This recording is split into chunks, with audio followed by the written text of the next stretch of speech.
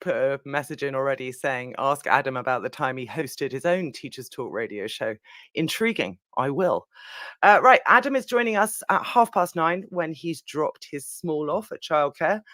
So before then, I'll be wittering, playing the news, words from our excellent sponsors, but also sketching some of the narrative of the history of the last 50 years of education.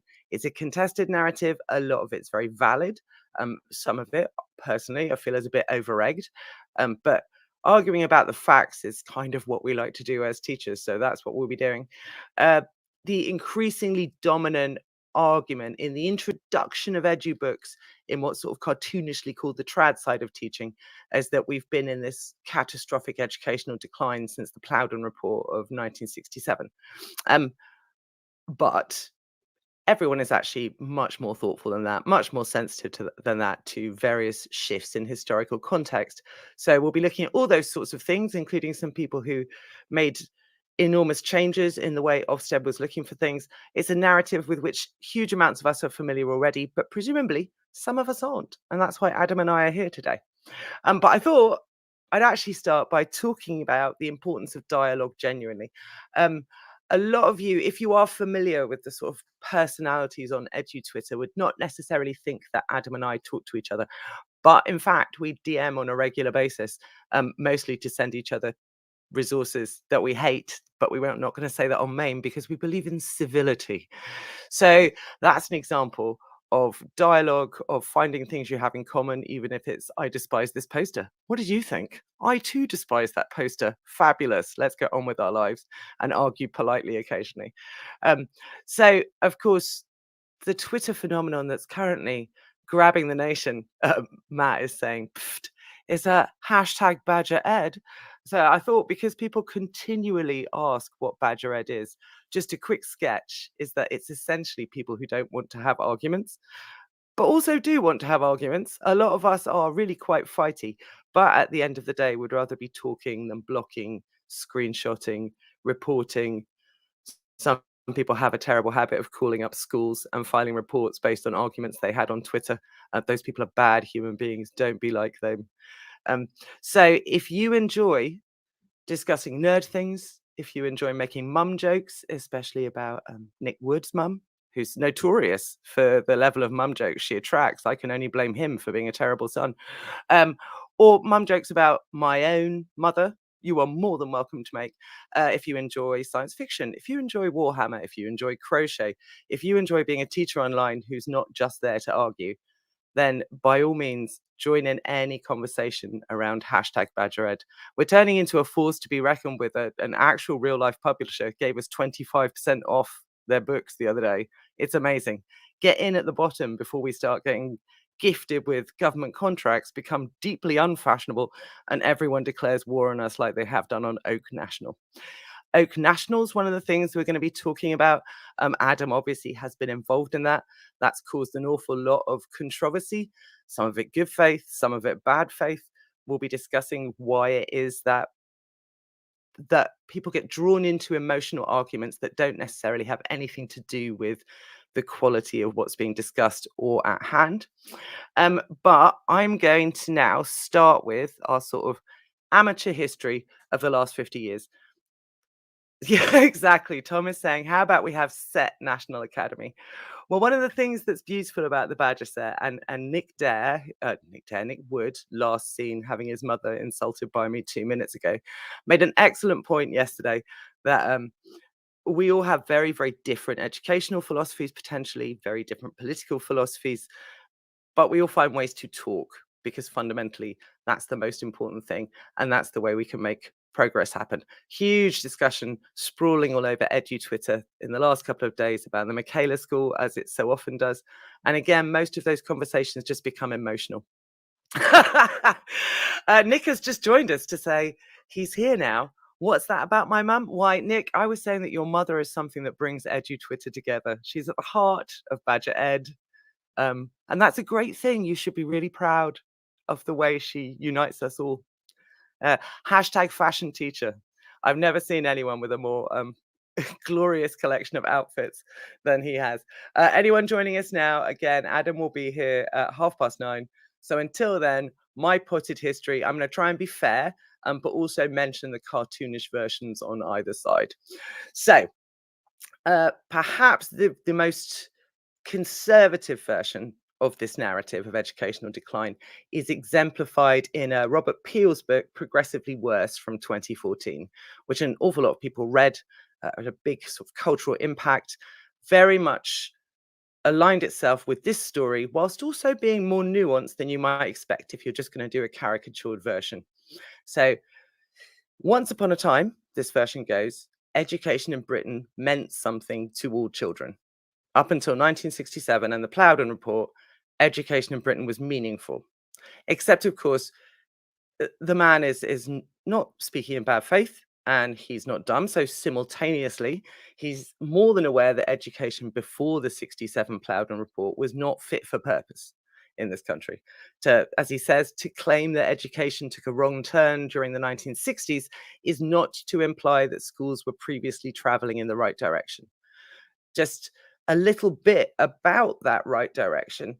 Let's remember that until 1918, what public school was available, you had to leave at 12 unless you were of a more elite upper middle class status. That changed to 15 in 1947 and only to 16 in 1972.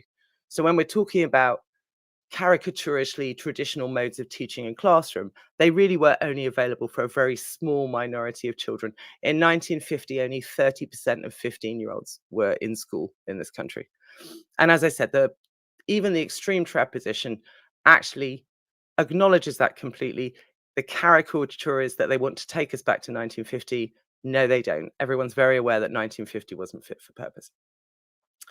But what Peele does say is that progressive education has been in the ascendancy for nearly half a century and has directly coincided with a prolonged crisis of poor behaviour and academic underachievement in British schools. So 1967, these are our sort of key dates in this narrative. We have progressive education comes into force in the Plowden Report. It's all based on Rousseau, depending on whose version of this you read.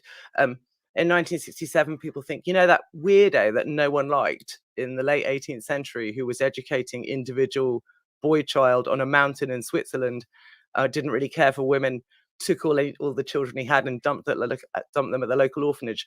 That's the system of education we'd like, which is the caricature version of it. But just pointing out here that ascendancy of allegedly progressive education also coincides with children being kept in school. So, as I will be doing throughout, little anecdote, my father trained in 1971 to 72. He trained for primary, but he also had to do, as we all do, a placement in secondary. So when he got to the secondary school, Old Job's in Buckinghamshire, he was told that he was given the boys who now had to stay in school between 15 and 16. So they had been expecting to leave, but the law had changed. They had to be there. And what he was told to do with them is, he was given a football and told, just go play football with them.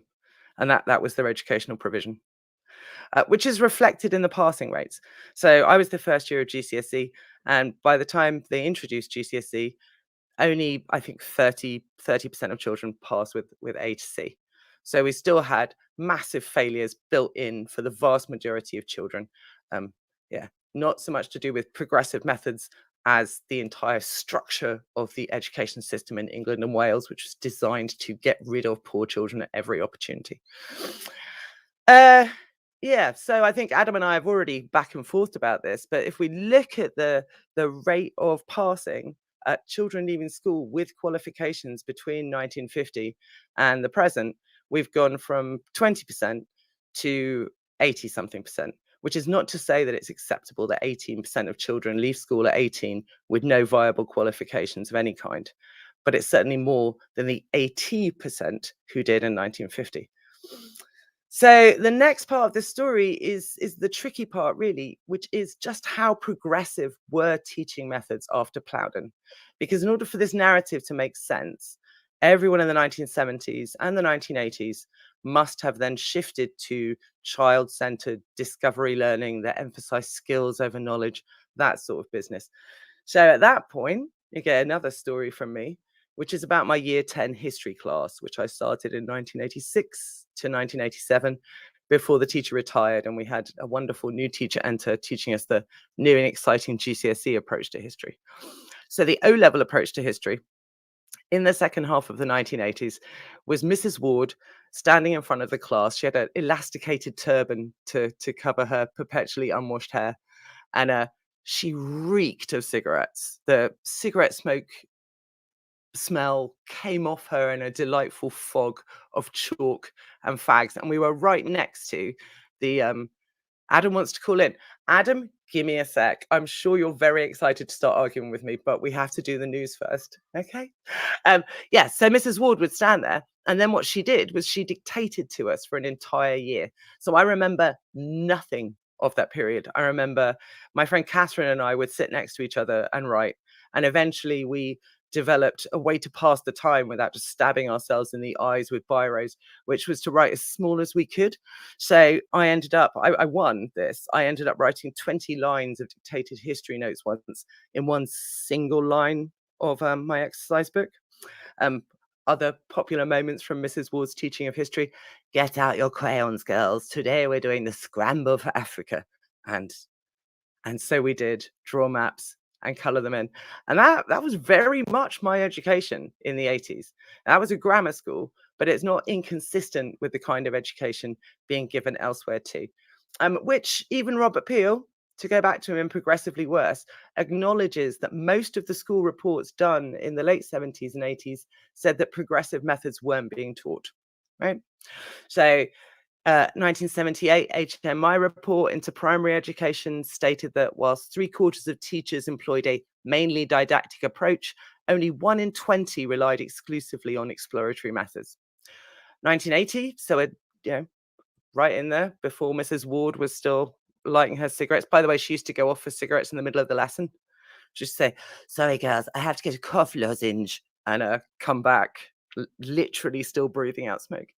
Um, so 1980, University of Leicester Oracle, the observational and classroom teaching evaluation. One thing that does seem clear is that progressive teaching, if by this is meant teaching having the characteristics defined by the Plowden report, hardly exists in practice. Always anecdotal, but my father's been a teacher since 1971. My mother trained in the early 90s. The first 5 years of my mother's practice were chalk and talk, standing in front of the blackboard with chalk, talking. And then she started getting a series of, educational interventions, management, top-down fiats, but also training that she very much believed in, which told her that 70% of her class was not accessing the lesson. That when she stood there and did primarily talking with chalk in her hand, most of the kids weren't listening. Now, I can confirm from my history lessons in 1986 to 7 that that was very, very true. Mostly we were just counting the number of times Mrs. Ward went out for a cough lozenge, or writing as small as we could, or writing terrible notes to each other, or drawing pictures of our own eyes, or drawing on our hands or anything. But because we were a nice girls' grammar school, we didn't kick off. We weren't, upending tables. However, that was not the case in other places. Now, what Mrs. Ward was doing, the old school chalk and talk, is not direct instruction. And that is one particular caricature that comes from the other side, that somehow people want to return to traditional methods of standing at the front and writing things out in chalk and asking girls to do the scramble for Africa. Right? So it's important that we remember that. No one, including Robert Peele, thinks that we want to go back to this imaginary land of 1950s. But the question is, when then did it become the caricature of the noughties that we all remember or that we've all heard about, that is part of that narrative in every edgy book? So I think the kind of generally established thought now, and that can be borne out by looking at Ofsted reports when it was founded and began tweeting things out, HMI before that, is that the obsession with limiting teacher talk really does begin in the 90s. So chalk and talk are out. Whole school training and methods promote more interactive and differentiated lessons. Differentiation by outcome is now completely forbidden. My mother's training in 91 made a huge deal about that. The children producing differently good work. That's a nice euphemism, isn't it? Differently good. Jasmine is saying, why did none of you all remind me this was happening? I feel betrayed. Jasmine, I've posted twice about it this morning on Twitter. It's because you've been in your hashtag Badger Ed notifications.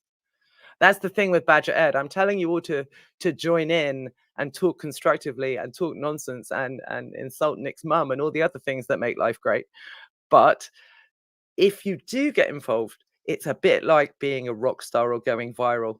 Notifications will overwhelm your Twitter system.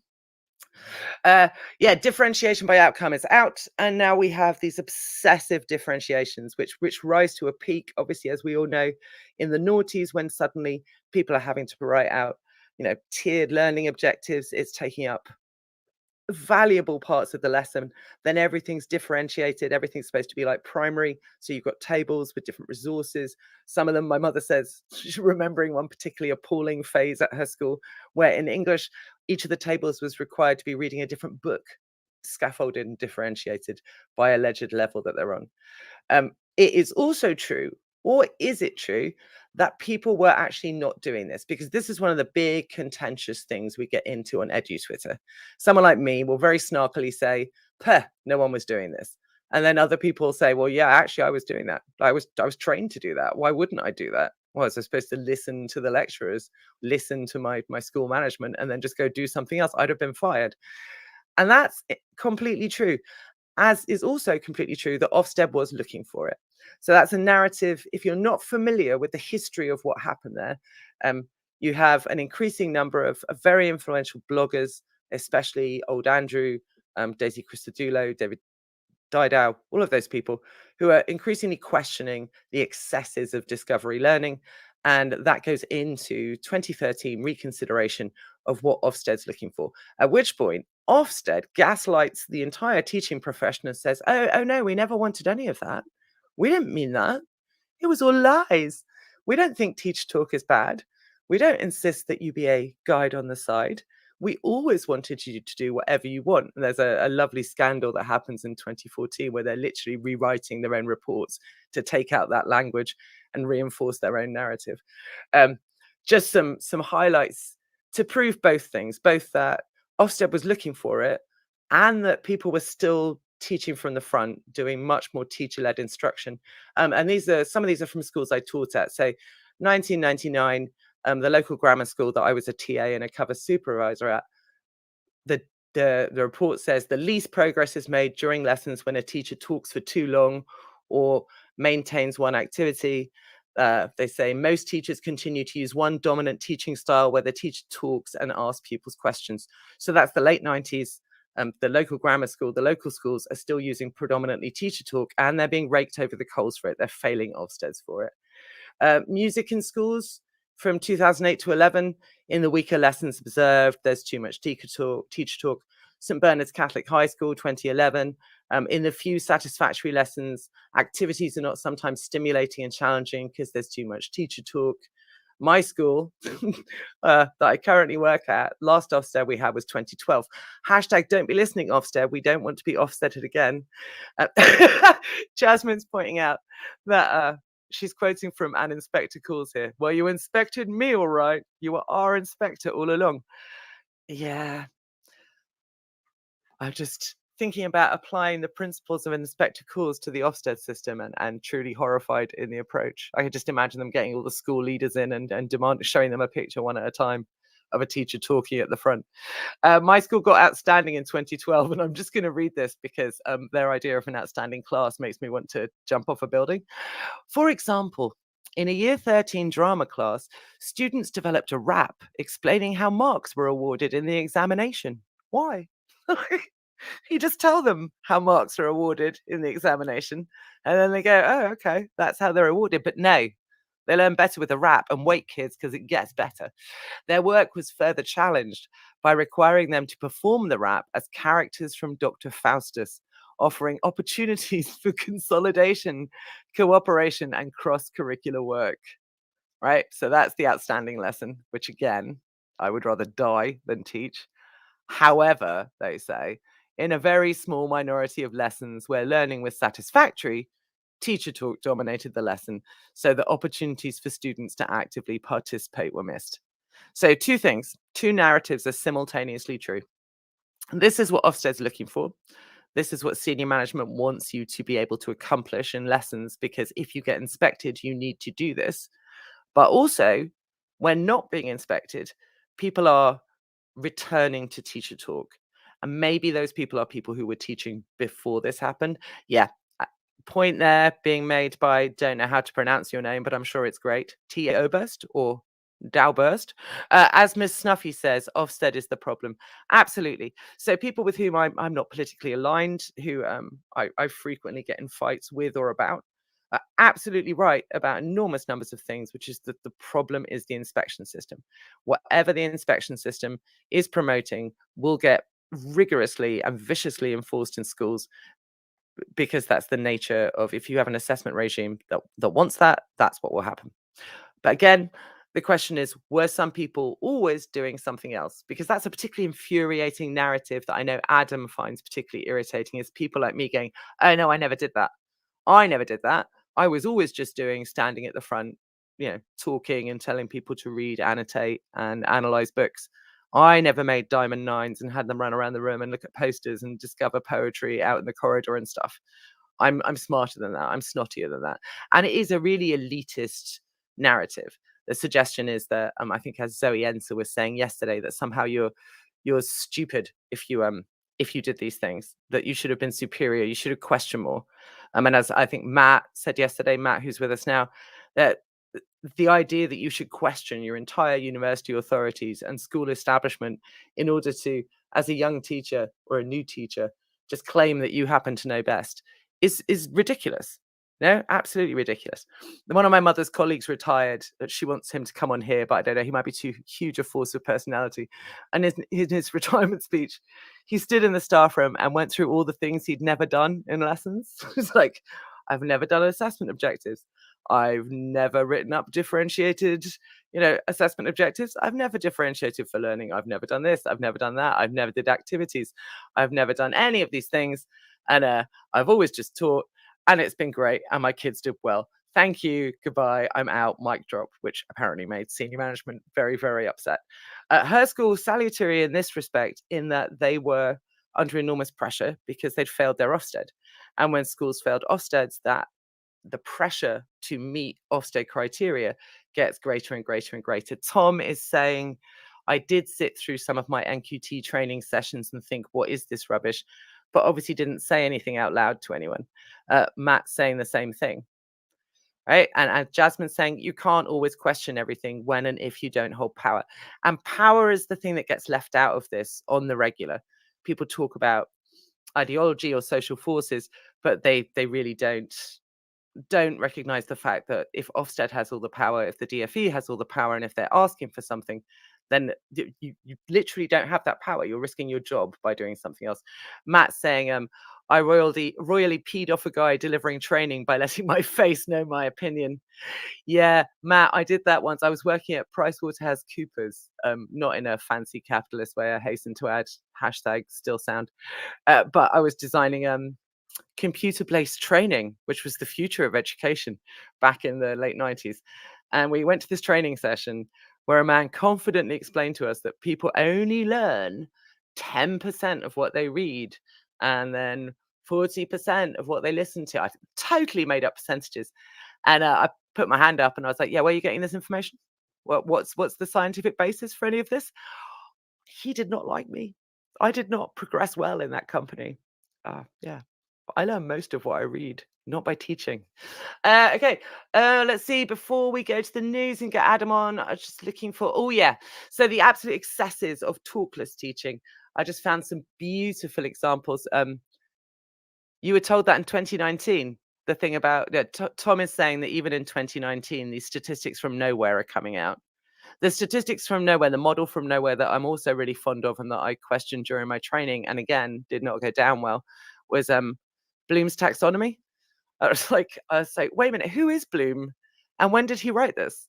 And my PGC instructors didn't know, so I went and looked it up. And of course, Bloom says, my favorite line is sort of attributed to him rather than in his writing, but it's properly footnoted. He says, he wrote his taxonomy is the most cited and least read work of educational theory in the 20th century. It's just a glib catchphrase that people come out with. So, and I worry, as we all worry, that that's what will happen with a lot of cognitive science, research-based education when it comes into practice, when it begins circulating as currency. It's just glib phrases that people can use without any real understanding behind it. If it's not in a triangle, Tom says, SLT aren't interested. And Matt says, put everything in a triangle. Yeah, Tim is saying, got hammered with Bloop's taxonomy on PGCE in 2011. Yeah, Tom is pointing out, and this is something that Adam and I are going to be talking about, is that we are currently having some ridiculous excesses from sensible, evidence-based cognitive science is leaking into practice in very silly ways. And the way that I'm most obsessed with is things done under the name dual coding, which drive me absolutely insane. Where are we at? Right, I'm going to play the news. I will entertain us with selections from Pimp Your Lesson, a book written in 2013. And then Adam, if you're listening, if you could call in after the news, that would be super. This is Teachers Talk Radio, and this is Teachers Talk Radio News.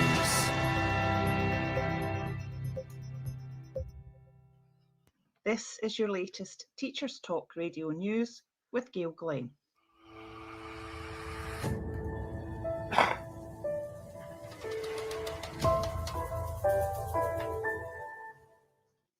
In Edinburgh, St Andrew's Fox Covert Roman Catholic Primary School has been awarded the National Learning Outside the Classroom mark, Gold status.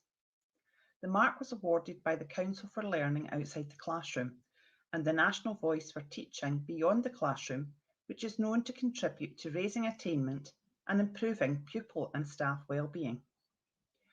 Rebecca Favier, head teacher at St Andrews, said, "Being awarded the gold mark is a tremendous achievement for all the staff and pupils.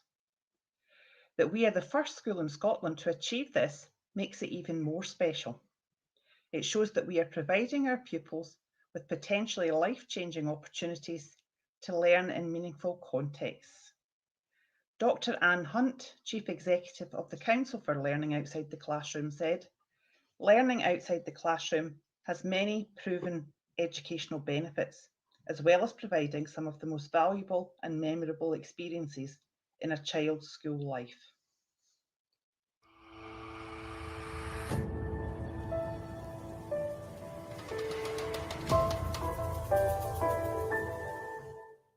The results of a pilot scheme revolving around nature has been studied by the City of London Corporation. They found that these activities increased happiness and well-being, helping to balance emotions and energy in children with autism, enabling them to connect with nature.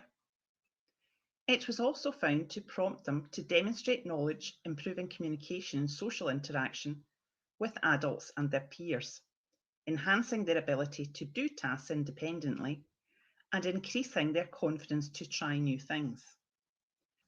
Oliver Sells of the City of London Corporation said, "Being outdoors has huge benefits to our mental and physical health, and this work shows how it can also benefit the skills development of children, particularly children with autism, providing different learning mechanisms to improve different skill sets.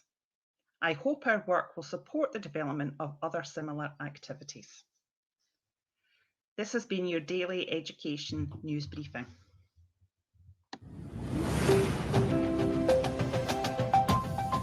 Every teacher loves stationery, right? Imagine getting a selection of fun, beautiful, and unique stationery items designed and selected especially for teachers, delivered through your door every month.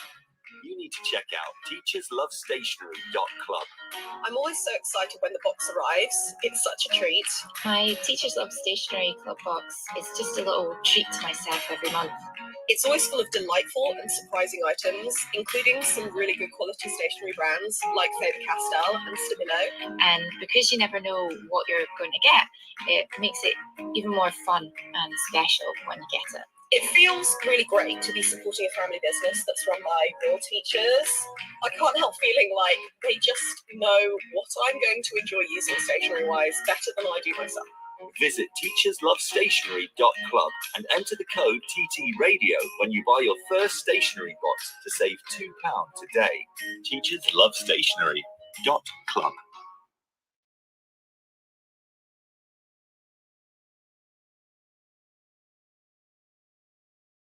Okay. One more ad. I'm just thinking that I promised I would send Adam a direct link to the show via Twitter DM, and I have not done that. So if one of you, oh, Adam wants to call in. Fantastic. Well done, Adam. All right. Hey, how are you?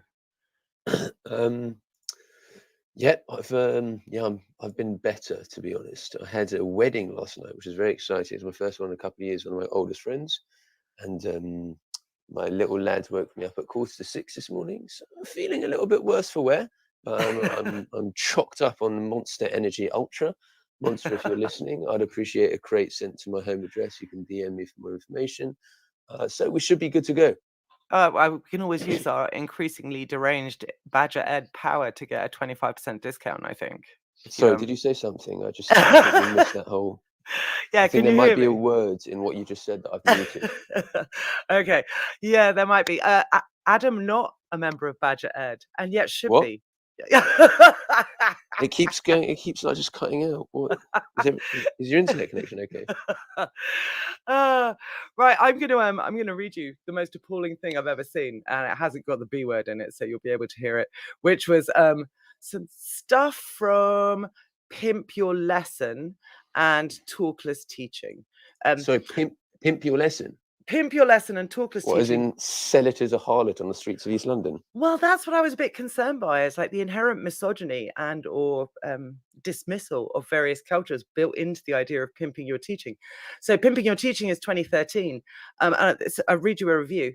Offers a sumptuous collection of concepts and encourages the reader to unleash the pimp within, which maybe is a bit of a safeguarding risk. And then we can find out from Talkless Teaching, which was the next year, what kind of hacks for getting an outstanding at Ofsted, which is what these all are. They're basically a collection for getting outstandings. We have only to take the example of learning to cook. If we had never cooked before and someone to sit and tell us how to prepare a Sunday roast, it'd be very difficult to get up and replicate what we had just heard about, even harder to remember it the next day. However, if we were enabled to experiment, discover for ourselves what worked and what didn't, discuss things as we went and collaborate, watch and do, then we are likely to be able to produce increasingly tasty roast dinners for years to come. I say citation use a needed. Citation needed. I love the idea of experimenting without a recipe book on a meal for months, and then eventually you will come up with a meal that might be edible. Good luck with that. It's about the friends we've made on the journey. All our Yorkshire pudding friends we've made along the way. Yeah. Oh, just one more from this woman before this is 2018. Still slogging at it. Practical ways to make learners feel valued as individuals. First thing, keep an exercise book where you have a page on each of your students where you write down interesting things about them so that they feel valued. And then you apply that. I know. And then you apply that to your teaching in this way, following way. Poll your class about their favorite activities outside of school. Tell the class that you're setting yourself a challenge of showing them how their interests and hobbies apply to your subject area. Tom, this one's especially for you. Create a class display that shows your findings. Where do skateboards feature in history? Wow. Yeah. I thought when you said the title is about making your students feel valued, I thought we were carrying on with the pimping line. We were just talking about literally the assigning value on the streets. Yeah, Sharon in the back row is worth £50, whereas. So give me your teacher autobiography, your pedagogical narrative of self, where you a true believer in discovery learning. Yeah, so I did listen to your rather lengthy intro. I mean, mate, that was... Dude, you said you were calling at 9:30. Yeah. I said I'd call around 9:30. I had to drop my daughter off at camp. Anyway, what was I saying? Yeah, so in your intro time, I could have finished reading about 7 pop edu books. Welcome to podcasting. Anyway, yeah, exactly. Was I a true believer? Yes, most definitely I was. So I trained in 2013 and 14. And I genuinely 100% believed that if someone learned something by discovery or learning it for themselves, that it was both qualitatively and quantitatively different in terms of, I guess, the strength of that memory or its Mhm. ability to be comprehended or understood. It's And logical. Yeah. yeah, well, I mean, it's sort of, there's like a nice, using the word romantic in the colloquial sense. I know you don't Mhm. want me to get into Rousseau or whatever, but it is like quite a nice and romantic view of things. And yeah, I just believed it as just a fact. So how did that work out in practice then? What did you do in it? Tell me the worst excesses of your classroom practice. Well, I remember once I did my first observation with the university, and I was trained by a lady who's an absolute legend in Hertfordshire because she trained about half of the science teachers in Herts, and I was desperate to impress her, and I did this lesson that was part of a series of lessons where the kids were learning about, they were year 10 class, they were learning about ionic and covalent bonding. And essentially half of the class were learning about ionic bonding, the other half were learning about covalent bonding Okay. via laptops and a structured worksheet that I'd done for them, and then making a presentation at the end. And Uh-huh. then the idea was that the ionic kids would teach the covalent kids, and the covalent kids would teach the ionic And kids. that was meta Um, bonding or something. yeah, something like that. And obviously it was terrible and nobody learned anything. But I thought it had gone all right. And this lady, my tutor, she just ripped me a new one. She said it was absolutely, she said it was inadequate. There were still grading lessons back Mm. then. She said it was inadequate, and my mentor at the school, who was an absolutely lovely lady, just had so much compassion for me. She was like, "Oh, but there was that point where maybe that was pretty good." And my PhD tutor was like, "No, Do you no," know what that just that's a like f that like idea that she. yeah, sorry, carry on. Yeah. Yeah, sorry. So she basically just absolutely savaged me, and I was like well upset. I was like a bit of an emotional state, um, but and I mean, she was absolutely right to do so because it was total nonsense. But crucially, the feedback wasn't that the whole idea of what I'd done was completely mental. It was that the way that I'd done it was bad. That I just Right. hadn't executed it well enough. So she wasn't like, this obviously makes no sense, right? Children can't figure this stuff out for themselves. They can't teach it to each other because they are 14 years old, and it's just too difficult. It's too complex. It's too abstract. The feedback was, you needed to do it like this, you need to do it like that, you need to do the other, blah blah blah blah blah blah, etc. etc. etc. And that fundamental assumption that children discovering things themselves or teaching it to each other was never examined, was never criticized. Mm. And even whilst I was sort of changing as a teacher a couple of years later, and even whilst I was in a school that had, a kind of, I call it a more traditional approach to teaching, but it was just old school. It was Mm. very like, stuffy and lots of adults barking at students and writing things on the board for students to copy down, that kind of stuff. But even while I was there, right, no one was like, oh, you know what, you need to go and see, Mr. Briggins Jones. He's been teaching here for 40 years. He's absolutely wonderful. And go into his lesson, and you see all the kids are just sat there in silence with, copying stuff from the board. No, it was like, oh, Adam, this stuff is really cool. Like, yeah, maybe Right. why don't you write for the school teaching and learning newsletter or whatever, stuff like that. And again, I was executing total nonsense. Mm. In my second year, was it my NQT year or the year after? I don't remember, but like one of my appraisal targets. Remember those? Those were the days. I don't have appraisal targets anymore. Thank God, I work in a good school. But I had one of my appraisal targets, aside from the old data nonsense, was to do more group work. And I used to just do these zany lessons where I remember this one where I did it was acids and alkalis blind date, where the students. I'm not joking. The students had to find themselves a salt mate, and basically I had half the class. It was so intricately designed. I Yeah. split the class into two, and within those two halves, split them into smaller groups. And Wait, each one pause, of pause, those, pause. Is this an observation lesson or did you just do this for the lols? I was doing it for the lols. And well, Right. it wasn't for Okay. the lols. It was because it was my target. It was something that I Yeah. believed in and I thought was important. And I had the class in two halves, and and each half was split up into smaller groups. And each of those smaller groups was either like a niche acid or a niche alkali.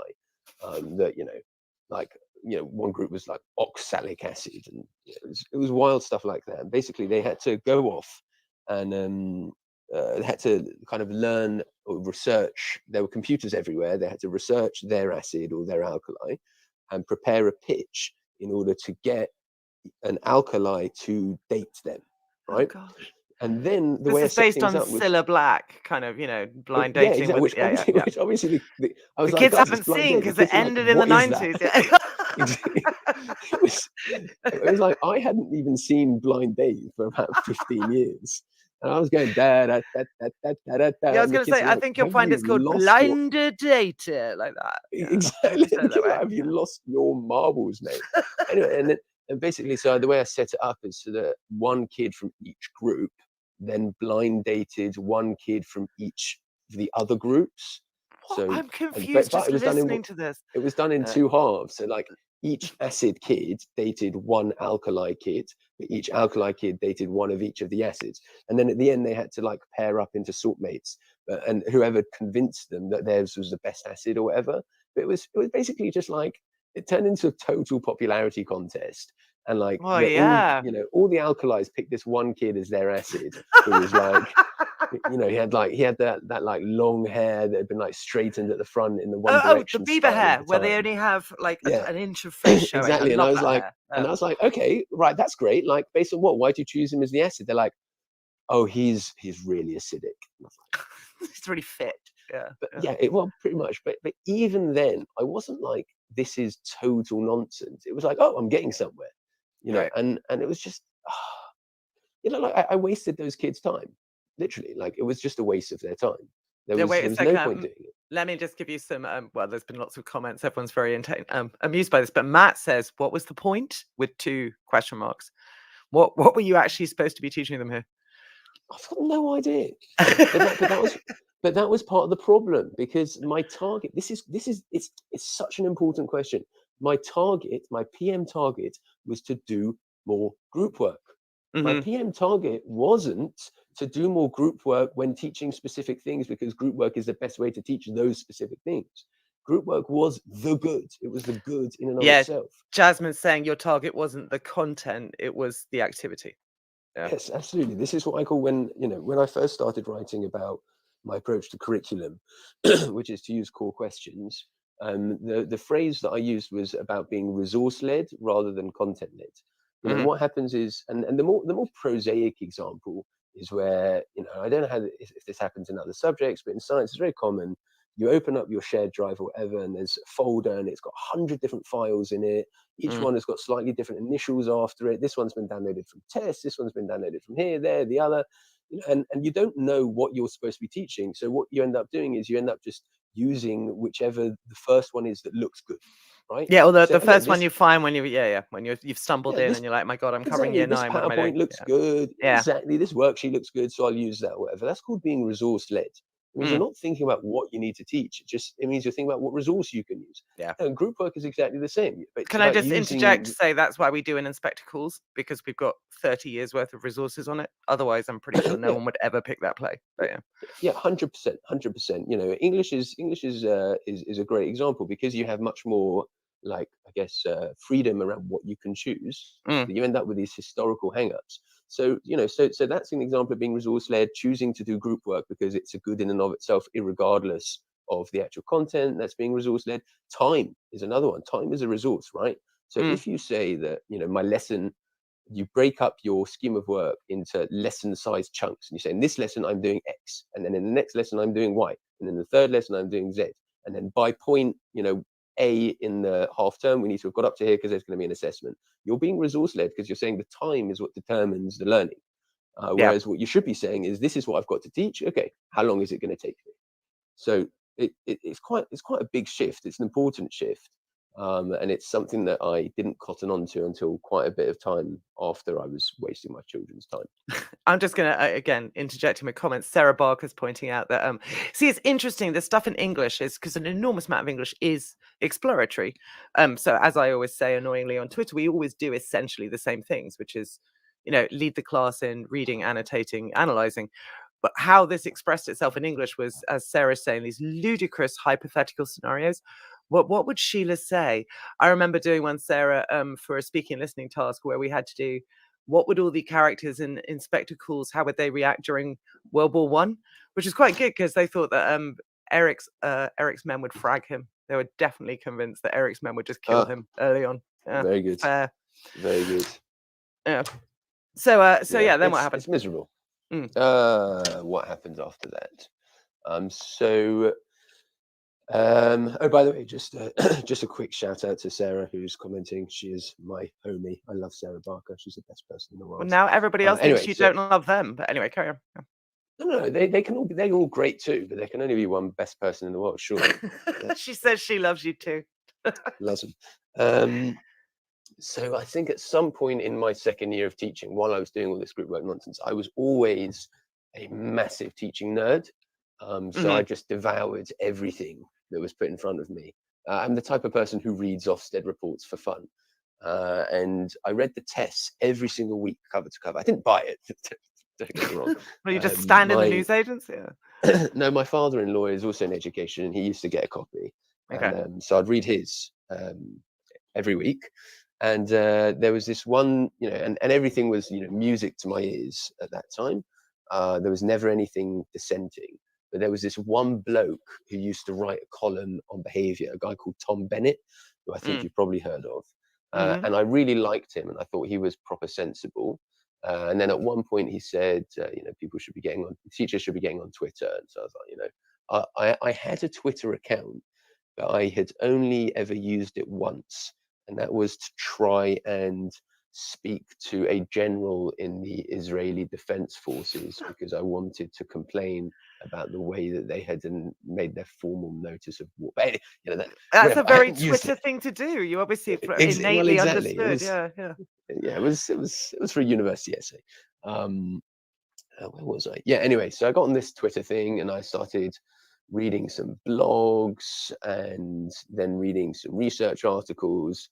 And the big blog influences on me were Greg Ashman, who still blogs 3 times a day, and David Didow, who blogs a lot less now, but was blogging loads then. And also people like, this is like EduTwitter 1.0, like the first big hitters who were blogging.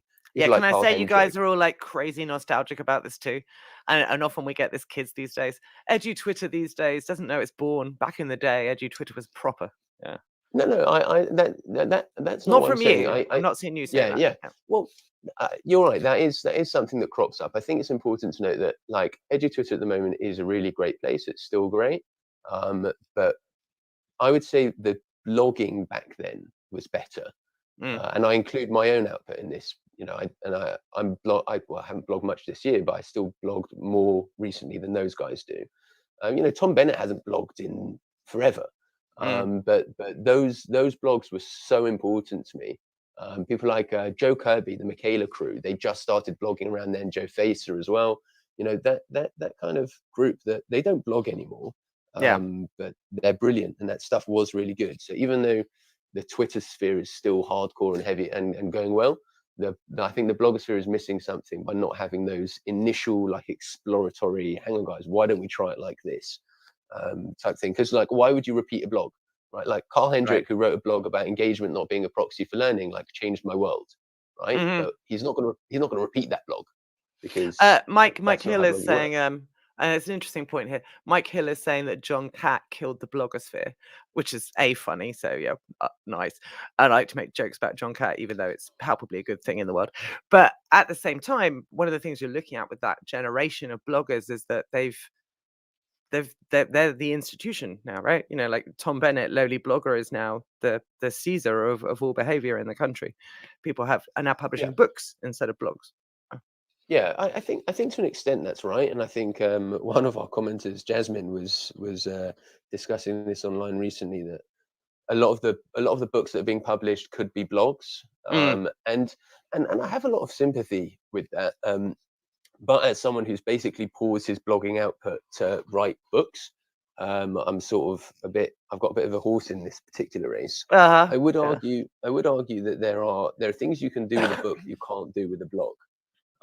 So the interesting thing is whenever I used to do blog series, so 3 blogs on explanations or 6 blogs on retrieval practice or whatever, the first one would always get loads of hits, and then by the time you got to the last one, you're looking at 5 to 10% in terms of the traffic it's getting. I don't know why that is. To be honest, I don't care all that much. But if someone gets a book, right, unless it sits there completely unread, if your book is good, most people who are reading an edgy book will start it at the beginning and they'll finish it at the end. Whereas that doesn't seem to happen all that much with the blog. So, it is slightly different. And, the way you can communicate in a book, the gravitas that it gets, like, no one's going to put a blog on an initial teacher training reading list. But a book is a different story.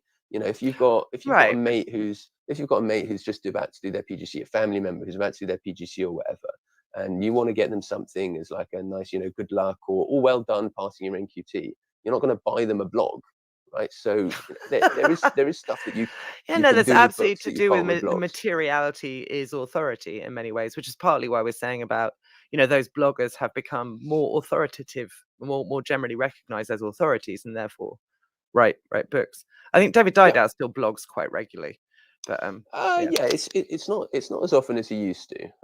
But he's also writing, but he was writing books back then as well. that's true. David's been writing books throughout, including a perfect Ofsted English lesson. So the books have been around. Yeah, it does seem to be there's been an explosion recently in books. I'm just gonna another comment. Sorry, I will keep interrupting you with comments because people No, are go being for it. really engaged and interesting. But it's important to remember that blogs are free and easier to share. So probably why many of the bloggers are now seen as the establishment. So whether or not you want to be the establishment or think of yourself as the establishment, once you're in book form, then you're establishment. That's actually how I access edubooks, is in the free format provided by Google Yeah. Preview. So I don't read them from Yeah. beginning to end. I read the first 33 pages. Yeah. Yeah, I think there's a guy called Kev Bartle who was part of EduTwitter 1.0. Do you even know Kev? Don't think so. No. Yeah, so this is part of it. So Kev's actually a head who's not far from me. His school is about 5-minute drive from my place, and he's just a really stand-up good guy. And he would definitely not characterize himself as a trad, but his blogs were brilliant back in the day. He's not done for a long time. His blogs were often about so in particular the ones of his that I enjoyed were about like the social welfare of his students and how he's struggling to cope with the fact that these kids aren't eating and he doesn't have enough funding to support them. That he's a real community head. And he published a blog years ago that was just brought up on Twitter recently by Stuart Locke, where one of the things he said is that if it could be a blog, then it could be free. And like, if you're going to write all this stuff, why not just share it for free? Yeah. I do have a lot of sympathy for that. As someone who is, I guess in his heart of hearts, pretty far down towards the socialist end of stuff. But at the same time, like, I just finished a big project, right? It's over 100,000 words. Yeah. That is a vast amount of time and effort that I've undertaken and has taken away from other things that I've done, like look after my family. And if I was never going to get paid or get any money to do that, I wouldn't have done it, because no one sits down and thinks, you know what I want to do? I want to write 100,000 words and just give it to the world for free. I guess maybe there are some people that do that, but well, I don't. No. Do you know what those people are called? They're called academics. You don't get paid to write a book. They have a salary. They do have salaries. Well, and I think that goes back to I've seen a lot of sort of very, what's the word, utopian anarchist thinkers wanting to think knowledge should be free, in that kind of classic libertarian and anarchist position from the early web. But the same thing with academia, that because it's tied to institutions, because it's tied to funding sources, somehow it's constrained by that. And it certainly is true there's gatekeeping all over the place. But it is nevertheless true that knowledge is labor. Producing knowledge, doing work is work. It's labor, and that the idea that it should be uncompensated is problematic, I think. And also therefore, right. Look, I'm not in the business of fleecing anyone, and it's interesting because you know, for your listeners and the wider world's benefits, I'm also the co-founder of Carousel Learning. It's a brilliant online learning platform that you should all subscribe to. More details online. We'll be But charging you like, for advertising. Yeah. yeah, are you serious? No, Because we don't have budget for that. So like you know, when we first started off, you know, I own it with a guy called Josh and a guy called Jose, you know, and it was based off this program that I'd written for Excel called the Retrieval Roulette, which was just a quizzing platform in Excel, which was free. And Josh was like, look, we want to turn this Retrieval Roulette thing into an online platform, but we are going to have to charge people. And I was like, you know, I felt a bit uncomfortable about it, but also like Carousel wouldn't exist if we didn't charge people. You can't do stuff for free. And we just have to put in as many safeguards as we can to make sure that it's as affordable. We're not fleecing anyone.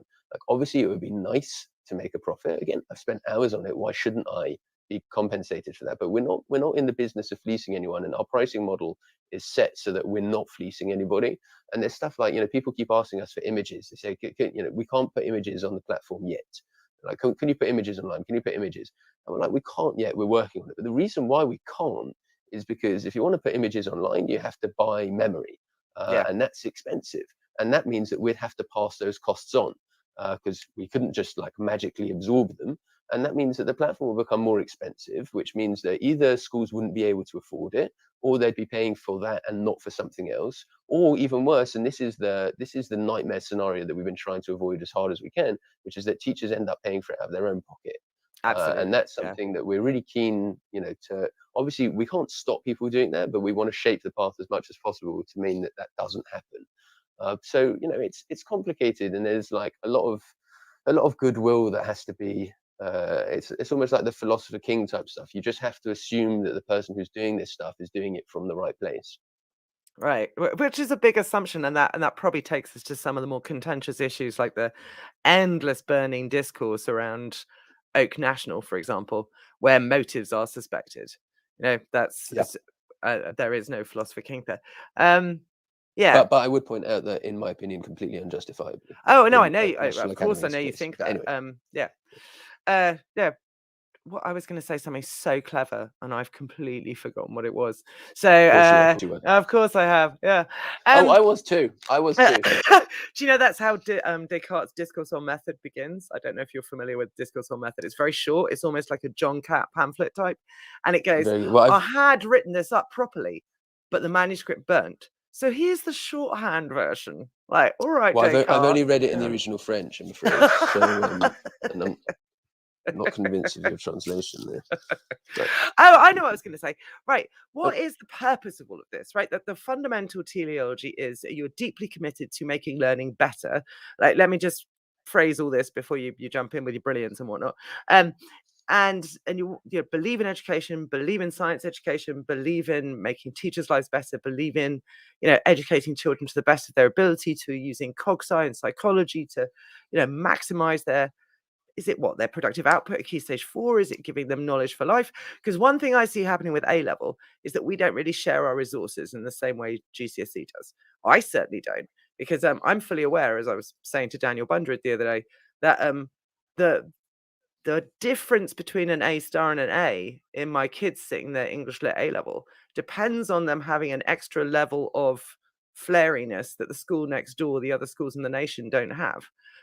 So I'm not sharing that. I'm not stupid. That's for my kids. You know, and every other school is doing the same sort of thing, but we don't do that at Key Stage 4. Key Stage 4, we're much more. So yeah, lots to go on there, but yeah, what is the purpose in all of this? I thought you said it. Make kids know more science education, make teachers' lives easier, all of that. There's nothing complicated. I'm very pluralist when it comes to the purposes of education. Like, everyone, there's one purpose of education: build workers for the future, or transmit the goods of cultural knowledge, inheritance, intellectual treasures, best of thought said, etc. Or develop transferable, you know, all of that stuff. Yeah. I'm very pluralist. I'm more than willing to say there are plenty of goals for education, and I'm also not one for reducing my own kind of beliefs down to one sole purpose. Because to be honest, I actually don't think that's how people operate. You know, No. so for example, something that I'm quite upfront about that I think other people aren't and could be, is that, you know, part of what motivates me is sheer ego and narcissism. Well, yeah, and I That don't think there's anything wrong with that, right? I think that well, we should embrace the fact that we do think we're better at what we do than everybody else. But yeah. it's a simple fact, and you do what you've Mm. got to do to get you through the day. And like you know, when I've had a really difficult day with year 9 or whoever, you know, I can't go home and be like, but you know what? I passed on the greatest intellectual treasures of mankind and feel better about it. That's just, you know, Yeah, you know why you no can't one do that? works Because you like don't that. teach English, mate. So yeah, only Well, we there's can that. go. Yes, Yeah. very good banter. Into subject discussion and debate. No, it's just like, you know, you do what you've got to do. You do what gets you through the day, and you know, and also like I get paid, right? So I'd be Mm, lying if I said I didn't do my job because I get paid, because I do get paid, and if I wasn't going to get paid, I wouldn't do the job. It's yeah. not why Yeah. I do the job, but it's part of the reason. And I don't feel the need to be, you know, dishonest or to lie to myself about that. So, you know, it's all of those things are true. I just I want to do my bit, and I want to help and do the stuff that I enjoy as well, which is helping teachers, working with teachers, thinking hard about how to implement this stuff in the classroom. You know, I like it. I enjoy it. So, you know, I'm not going to separate that from my motivations and pretend that I'm like some kind of Mother Teresa figure over here. No, and yeah, we wouldn't. None of us should be teachers, surely, if we don't fundamentally believe we're authorities in some way, whether it's our room or well, unless it's Yeah. 2000 to 2013, in which case, obviously, Yeah. the Well, children are the obviously, authorities. yeah. Yeah. Yeah. They are. Yeah. They're Um, self-elected. Yada, yada. Eugene is, I guess, Eugene's going back to what I was asking about Key Stage 4. Key Stage 4 is an exam factory. Key Stage 5 is a cottage industry, and other people suggesting Key Stage 3, Key Stage 2. That does take us to the end outcomes of the maximum we can achieve from education up to GCSE. Are we stuck with 18% of kids leaving school without meaningful qualifications?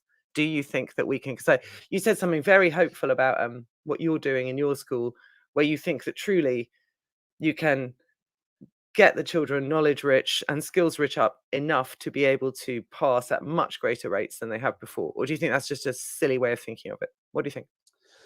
Well, look, there's the macro and there's the micro. The first thing is that my understanding is that it's a misconception that the grades are fixed at a certain percentage. Mhm. The exam boards, I believe, do have the ability to turn around to Ofqual in any given year and say this cohort is better than the previous Oh one. yeah, yeah. We need to shift their boundaries up. So you know, there is that to start with. Then there's the whole narrative around what is a fail, what is a pass, what is Mhm. a strong pass, and all of that. And it's complicated as well, because it's not just like all of that. You know, as teachers, we like to think that everything is about us, but a lot of the time, you know, the grading and stuff isn't about us. Yeah. It's about the kids and society, and finding a way to meaningfully sort them to be able to decide what to do with these urchins once they leave our hallowed halls. But do I think that we can do better? Oh yeah, 100%. And I say that as someone who knows that he can do better. Like I know I get better every year, and I know that my students do better every year as a result of that. And as a department, we get better every year, and our students as a department get better every year. So Wait, do wait, I think there's stuff?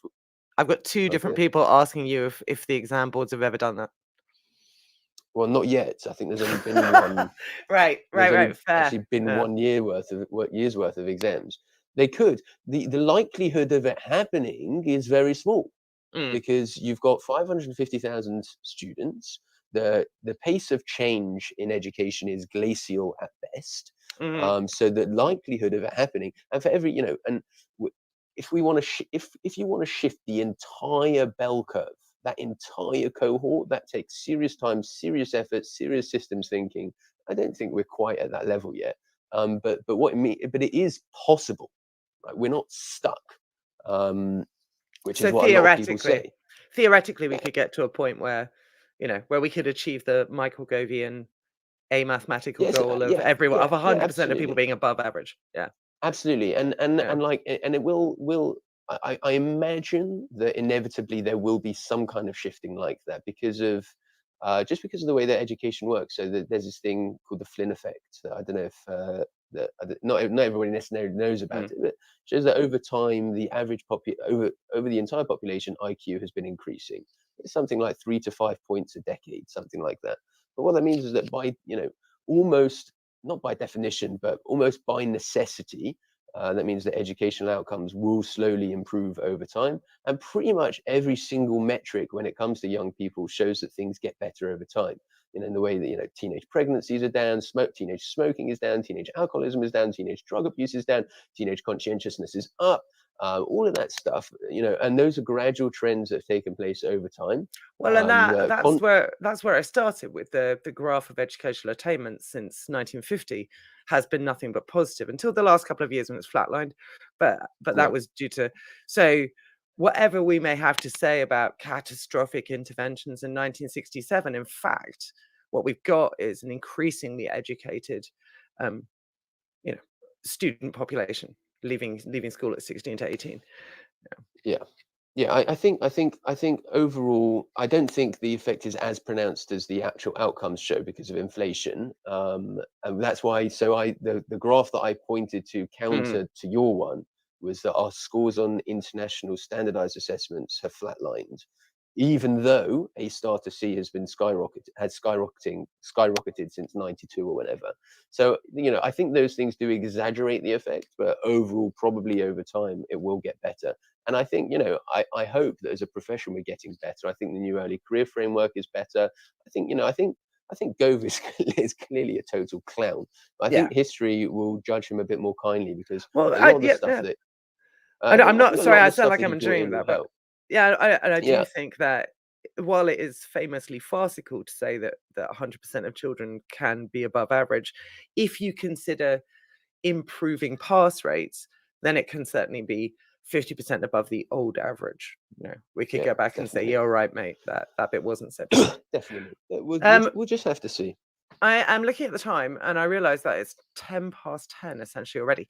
So, talk to me about Teach Like a Champion and why everyone gets so cross about it. What do you think everyone gets so cross about Teach Like a Champion for?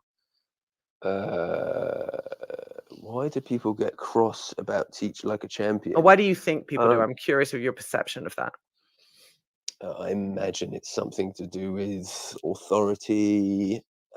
Well, the first thing is that I think a lot of people within the education block just have a problem with people being directed to do anything. Right? Oh, It fair. should be. Yeah, so fair. Sorry? Yeah. I think that's totally fair analysis. Yeah.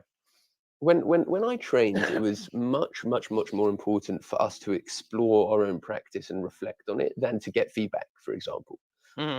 So whereas, so when I train people now, I train a lot of teachers now. I'm very, very fortunate that I get to do that. I'll very rarely say to them, go away and write in your reflective log. I don't ask them to keep a diary. Oh my God. I had to stuff. keep one of those when I trained in 2013 and I just would have to write it all on a Friday night or a Sunday night so I could go over it on Monday. So made up journal reflections for the month. Yeah. Exactly. It's just a nonsense, but it's not just a tick box nonsense. It shows that you're just not thinking about it right, because what you should have been saying is, okay, all of that time that you're spending doing your reflective journal, instead, please just ask the best teacher in the school to come and observe you for 10 minutes and give you feedback. Like, why is that not a task on the PGCE? I was given a whole load of tasks. I remember standing in the school atrium with a meter ruler stick, trying to talk to kids who were passing about their misconceptions about levers and moments. Okay. I was like a blooming magician there with a hat and the white gloves and stuff. But and it was great fun, sure. But all of that time compared to just, just go speak to Mr. Davis and just say to him, do you mind popping in for 5 minutes at the beginning of the lesson? I'd really like some feedback about how I settle the kids at the start. Could you do that for me? Like, don't tell me for a second that wouldn't have been worth more. But if you believe that everything is about the self and about an expression of an individual's identity, and teaching is a unique act that is specific to the individual and their context and their students, and that is an overspill from, again, the romantic notion of the child, and education is about drawing out. Hashtag counterpoint. A little bit of that is the whole sort of learning to learn, thinking about thinking, metacognition thing, which is still terribly fashionable. It's just, well, Zoe Enser got very mad at me for saying it was the same thing, but I think metacognition is exactly the same thing as learning to learn. And that's still fashionable. And that's fundamentally what they were making us do. Reflect on your teaching, think about teaching, think about thinking, think about student thinking, think about, think. Yeah, there's a lot of that stuff around, and I don't use the term metacognition in my own practice or training, because to be quite honest, I don't understand it. I read the EF report, and I was still not clear on A, what metacognition is, B, what metacognition isn't, and C, what it could actually lend to my practice that would be helpful and meaningful. So I don't use it as a phrase, and yeah, it does get tied up with a lot of this, vaguely woolly learning to learn and thinking skills and such. Or David Didow had but something the other day that everyone thought was very impressive. This isn't a David Didow slam, I hasten to add, but it was just they pulled out one line, and he said, knowing the wrong things is much less valuable than knowing that you don't know things. Well, the problem is that you don't know if they're wrong. I think we should stop thinking about thinking altogether. It's overrated. Anyway, carry on. Yeah, so taking that back to Teach Like a Champion, because it's so directive, and both towards teachers and towards students, right? So when I'm in the classroom, like when you describe it to people, it sounds like you are a psycho. I'm like the way that I arrange my classroom, and like the smallest micro movements, the place that I stand, the way I'm that sorry, I that's my use favorite thing. What's it called? Do you use Pastor's perch? Or... Pastor's perch, yeah. I do use Pastor's perch, and it really helps. It makes a big difference. I will just I say use that Pastor's perch. my mother was taught Pastor's perch in like the mid-90s, but it was called something else then. Hashtag he didn't invent it. Hashtag stolen. Anyway, carry on. So to be fair, Lemov is really clear that Pastor's perch was something he noticed in this guy's lesson. So it's not like Pastor said, yeah, this is my thing, and it's not like Doug said that this has never come before. It's something that he noticed this guy doing. Anyway, so but yeah, all of those micro movements and stuff, they're a way for me to shape the path, and they set up a behavioral antecedent that means that I end up not having to get in an argument with a kid.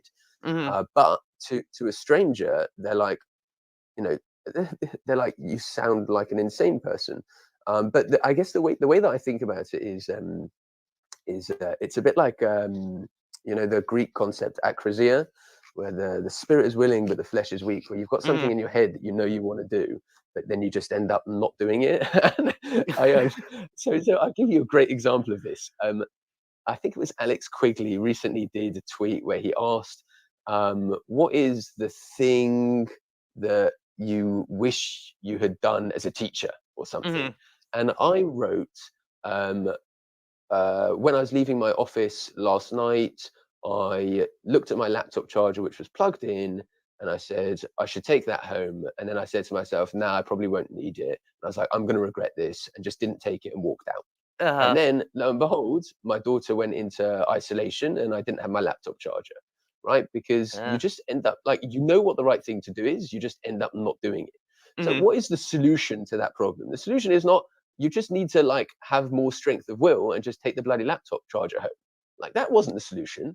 I went onto Amazon Prime and I bought myself a spare laptop charger, which stays at home, right? So it's shaping the path. It means that like I don't have to get into an argument with myself, or I don't have to rely on myself being strong-willed, because I've just circumnavigated the problem. I have really bad eczema, right? And I know that if I don't put my cream on regularly, it's going to get worse. But like if I'm working upstairs and the cream is downstairs, I just end up pushing it off. So I've just got like 7 tubs of cream, so that I've got one everywhere. And it's exactly the same with students. Like you could just say, no, you need to teach students to want to behave better. Or you need to train student teachers to like want to do this more, or to think harder about it. I would much rather just shape the path and say, well, what are the things that I can put in place to mean that I'm not taking that risk anymore. Just comments from people. And I think my problem, I have previously characterized the way Teach Like a Champion reads as like a McDonald's franchise menu. Yeah, So everything's got its own special branded name. It's like going into yeah. Starbucks, and there are still British people who refuse to call Starbucks drinks by their official names. I'll have a medium, Well, I'm please. glad you I'm not mentioned going to use your Starbucks words.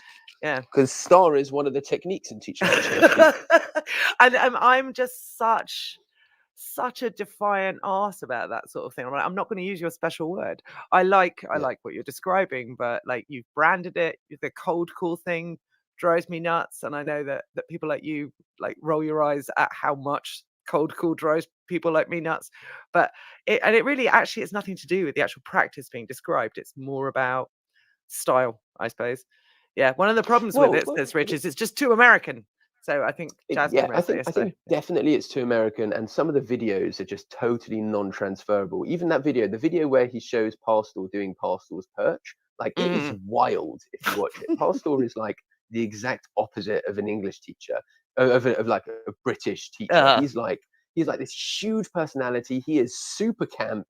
He's running around the classroom. He's, beaming at the children rather than, scowling at them, through a packet of lozenges or whatever it was he said. So it's like, there is a heavily Americanized element to it, but the terminology is so interesting. I'll give you one example, right? So people have a problem with the terminology and the branding and stuff, and obviously the easy riposte to that is that giving something a term makes it easier to communicate, and that's obvious because that's what language is. It's how it works. And I'm reminded of the famous story with the Tower of Babel, that these people they try to build a tower to reach the gods to do war on them, and so God scrambled their language, right? And why would that make a difference? It's because like if you're working and you're trying to build this building and you say to the guy next to you, pass me a hammer, and he gives you a screwdriver, like you can't work like that. It's not feasible. So you're saying #teach like a Babylonian, right? Absolutely. Well, they tried to wage war on the gods, but there's another point that I only I approve of that. But anyway, yes. Yeah. There's another point that I only realized recently, which is that let's say you take a term like formative assessment, right? Or assessment for learning. Formative assessment is an even better one, right? So Dylan William is really upset that people don't implement formative assessment right. And in an article a couple of years ago, he said that the reason why formative assessment hasn't made a difference to educational outcomes is because people haven't done it. And I'm like partly that's true, right? Now you know what? That's what people always say about communism, Yeah, right? That communism's never truly been tried. Yeah, same thing with trickle-down economics. And if you really get rid of the regulations, all the poor will become rich from the spending over the rich. Mad that one. That. But there's a good reason why trickle-down economics doesn't work, and that's because the people with power want to hold on to it. The reason why I think formative assessment didn't work is because if I said to you, if I found a stranger on the street and I said, what do the words formative assessment mean? They'd be like, I've got no idea. Whereas if I went to a random person on the street and I said, what does the phrase check for understanding mean? Well, they'd be like, well, it's when you check if someone understands something. And already there, that's a term that is less likely to lethally mutate than something else. Wait. Let's go back to because I believe this was one of my earlier public interactions with you, where I was like, I tried to read your blog and I couldn't because it was full of meaningless jargon. Pastor's perch and cold call and do now activities. So you're guilty of exactly what you're talking about. No, that's alienation. That's a different thing. And hang on. I haven't got up to cold call yet because I think that cold call does have the same vagueness around it, right? I hear people saying, this is cold call, this is cold call, this isn't cold call, and I'm not sure that really does count as cold call. So, for example, if someone cold calls a kid something that they're never going to know. Right. It's not do you know what? I just realized we've not defined what cold calling is. We're doing the thing we're talking about. What is cold calling, Adam Boxer? That's part. Okay, so for me, which again is part of the problem, cold calling is a questioning technique that doesn't indicate who you are going to ask until you ask the student. So you ask the question first, and then you pick a name. And the reason for that is because as soon as you say a name, everybody else stops thinking. Right. You want the greatest number of students to be thinking at the same time. But yeah, cold call does have connotations of someone phoning you to sell you a Well, vacuum or that's whatever. what it means to everybody else in the world. Exactly, Yeah. exactly. So is that a good term to use? Well, maybe it's not. But we're always going to have some terms like that. But I think things like metacognition, right? If you think, okay, well, what is metacognition? It's like above thinking, Mm, okay? Or so you're like, okay, well, that really genuinely could mean literally anything. yeah. So is it a good phrase to use? I'm not convinced it is. So do I use assessment for learning? Well, again, assessment for learning could mean literally anything. Even Mm, even when people are like, oh, well, that's a summative assessment. You're like, well, hang on a second. Even a GCSE has something, a message that sends the kid in future, right? mhm. So if you get a bad GCSE, you're like, okay, I need to do X next time. So it is still formative in a sense. Like to say that a GCSE isn't a formative experience, getting a GCSE grade Yeah, isn't a exactly. formative experience for a child is it's like totally wrong. So the way that we use the language has to be super careful. But I think some phrases do are way more open than others. I agree. And so, but therefore I'd say, and I think people have been saying this in the comments, that's why Teach Like a Champion gets my all my hackles up. It's because I agree that we need meta language. Meta language is incredibly useful and it should be meaningful and clear and shared so that we can communicate with each other. Which when we come back for 5 minutes after the news, we'll be discussing that with what people mean by dual coding, I think, briefly, because that amuses me. But I don't want it to be a bought-in branded American salesman's language. You know, that's what annoys Yeah, me. I but, don't but want that's his words. that's an aesthetic argument. Is it, It's, or is it actually a deep capitalist critique of the capitalist structure of edu economics? I mean, It's it an could aesthetic be, argument. but Yeah. I guess you could put it that way, but that's a bit highfalutin for me. Look, if people don't like it because they just don't like the way it feels, I get that. I don't have a problem with that. I do have a problem with when people dislike it because they say it's carceral or because it's obsessed with power and authority and we should be letting the kids do everything for themselves and the teachers That's a work it all different for themselves. conversation altogether. Yeah. Yeah. Exactly. So Right, look, right. I get Adam, what you. stop. Yeah, oh, sorry. I need to play the news or I've broken all Oh, the rules and Tom Rogers will beat me because he's carceral. He's so carceral. Right. so carceral. This is Teachers Talk Radio, and this is Teachers Talk Radio News.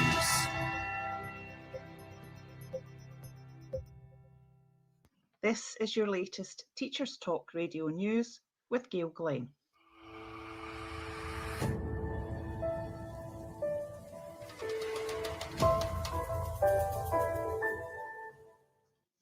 In Edinburgh, St Andrew's Fox Covert Roman Catholic Primary School has been awarded the National Learning Outside the Classroom mark Gold status.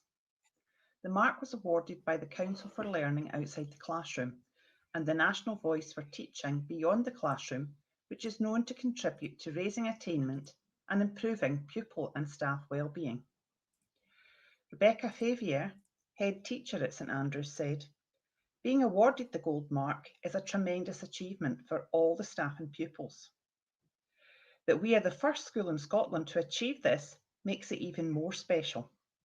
It shows that we are providing our pupils with potentially life-changing opportunities to learn in meaningful contexts."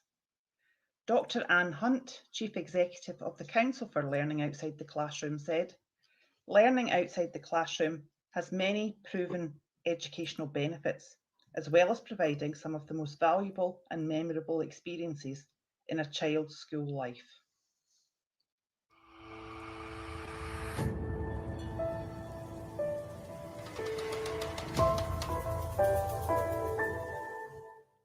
The results of a pilot scheme revolving around nature has been studied by the City of London Corporation. They found that these activities increased happiness and well-being, helping to balance emotions and energy in children with autism, enabling them to connect with nature. It was also found to prompt them to demonstrate knowledge, improving communication and social interaction with adults and their peers, enhancing their ability to do tasks independently and increasing their confidence to try new things. Oliver Sells of the City of London Corporation said, "Being outdoors has huge benefits to our mental and physical health, and this work shows how it can also benefit the skills development of children, particularly children with autism, providing different learning mechanisms to improve different skill sets.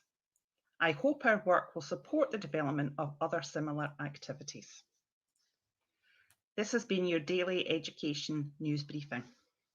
All right, Adam, I'm about to play an ad, but I just want to tell you that everyone, including Mr. Tom, #Teachers Talk Radio, Rogers, is demanding that we overrun slightly. So I'm adding this slightly because I'm sure you've got other things to do with your life. Advert coming up. Nice.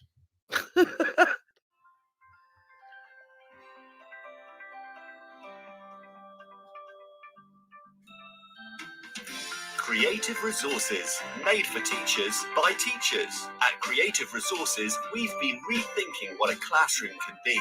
We've created a huge range of more than 2,500 original and exciting resources that span across more than 15 different subject areas. Whether you're looking for primary or secondary level resources, careers options, PSHE, arts or humanities, Creative Resources have the resources for you.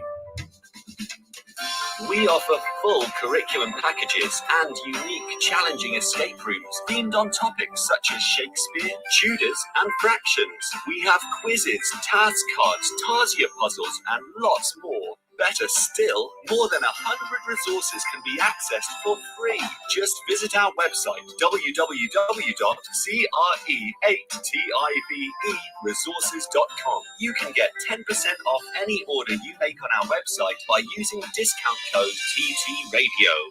Creative Resources, made for teachers by teachers.